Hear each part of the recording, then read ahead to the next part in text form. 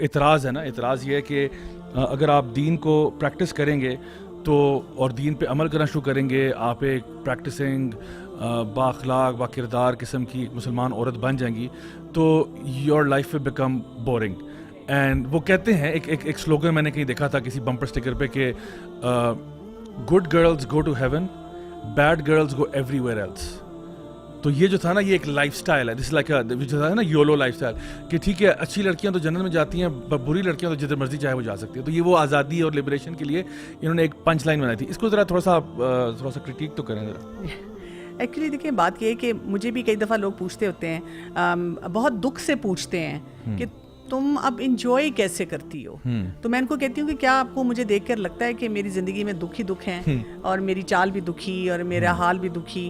تو یہ جو بوریت کی بات ہے نا، that has got nothing to do with جو ہم دین کو پریکٹس کر رہے ہیں، بلکہ دین تو جو ہے ہمیں وہ ایسی انرجی دیتا ہے کہ بوریت تو پاس سے گزرتی ہی نہیں ہے نا. وہ بور کا لفظ تو آتا ہی نہیں. کیوں؟ اس لیے کہ دیکھیں بور ہونے کا کیا مطلب ہے؟ بور ہونے کا مطلب یہ ہے کہ آپ کی لائف میں کوئی چیلنج نہیں ہے. ٹھیک، اب ہماری لائف میں تو بڑے چیلنجز ہیں، کیونکہ ہم نے شیطان کا بھی مقابلہ کرنا ہے، نفس کا بھی مقابلہ کرنا ہے، نئی لرننگ کی طرف ہر وقت جانا ہے، ہر دن پچھلے دن سے بہتر ہونا چاہیے.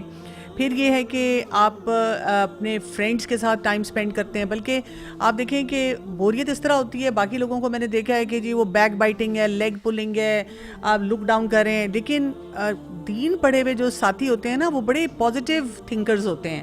وہ آپ کو انکریج کرتے ہیں، وہ کہتے ہیں کہ اچھا میں یہاں بیٹھی ہوں، تم جا کر یہ کام کر لو. اور ایک دوسرے کے لیے وہ صدقہ جاریہ والا کانسیپٹ آتا ہے کہ ہم ایک دوسرے کو سپورٹ کر رہے ہوتے ہیں. آپ کا سوشل نیٹ ورک اتنا اسٹرانگ ہوتا ہے، اور ایسا ہوتا ہے کہ آپ کسی سے اگر کوئی مشورہ لیتے ہیں تو وہ آپ کو اللہ کی خاطر بڑا صحیح مشورہ دیتا ہے. یہ نہیں کرتا کہ آپ کا یہ آئیڈیا چوری کر کے تو جو اس کا دل چاہ رہا ہے وہ کر لے. اسی طرح بوریت تب ہے جب آپ کو ڈپریشن ہے، برن آؤٹ ہے، اسٹریس ہے، انزائٹی ہے.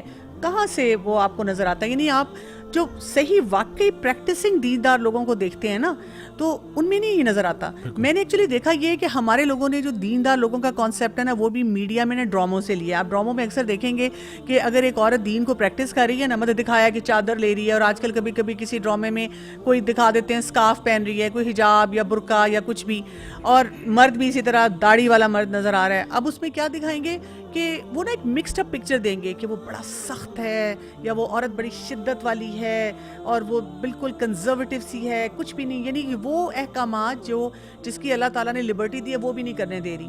اچھا، اور اسی طرح اس کے برعکس کیا دکھائیں گے کہ ایک شخص ذرا ماڈرن لکنگ ہے، چاہے وہ خاتون ہے یا مرد ہے، لیکن ان کے اندر وہ سارے ٹریٹس دکھا رہے ہیں جو کہ جی بڑے ہی اچھے ہیں.